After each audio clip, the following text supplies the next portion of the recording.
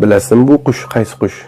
Bu o'sha mashhur fil voqeasidagi Ka'bani buzish uchun kelayotgan Yovuz Abraha qo'shinini xuddi Qur'onda aytilganidek qurt yegan o'simlik kabi yakson qilgan abobil qushlar ekan. Aytgancha siz o'zi fil voqeasini bilasizmi? Mehribon va rahimli Alloh nomiyla. Ey Muhammad, Rabbingiz fil egalarini ne qilganini ko'rmadingizmi?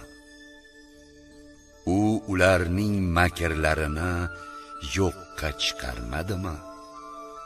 Ularning ustiga to'da qushlarni yubordi. Ular sopol toshlar bilan ularni otar edi.